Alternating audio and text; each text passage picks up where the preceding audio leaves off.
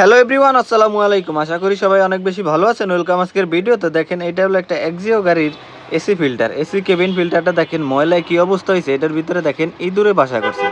AC cabin ফিল্টারটা একেবারে ময়লায় ধুলাবালি একেবারে ভইরা গেছে। আপনার যে কোনো গাড়ি হোক, আপনার গাড়িতে যদি এসি ফিল্টার থাকে, দয়া করে প্রতি 15 দিন পর পর এগুলা খুইলা পরিষ্কার করবেন, হাওয়া মারবেন।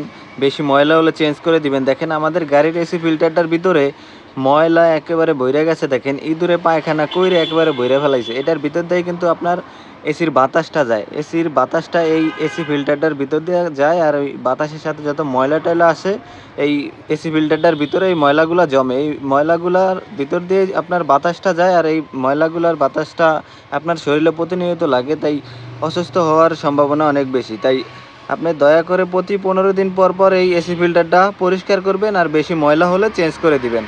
তো আপনার যে কোনো গাড়ি হোক, এসকরোলা, এলিয়ন, প্রিমিও, এক্সিও, এইসব প্রত্যেকটা গাড়িতেই কিন্তু এই এসি ফিল্টার দেওয়া থাকে। এই এসি ফিল্টারগুলো আপনারা চেষ্টা করবেন প্রতি 15 দিন পর পর খুলে হাওয়া মারতে, আর বেশি ময়লা হলে চেঞ্জ করে দিবেন। দেখেন আমাদের গাড়ির এসি ফিল্টারটার ভিতরে কী অবস্থা হয়েছে।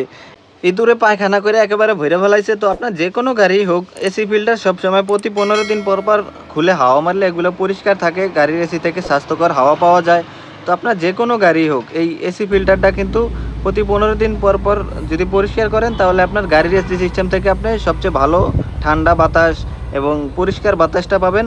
যেহেতু আমাদের বাচ্চারা গাড়ির ভিতরে থাকে, তাই বাচ্চাদের জন্য স্বাস্থ্যকর হাওয়া খুবই গুরুত্বপূর্ণ। তো ভালো থাকবেন। আসসালামু আলাইকুম।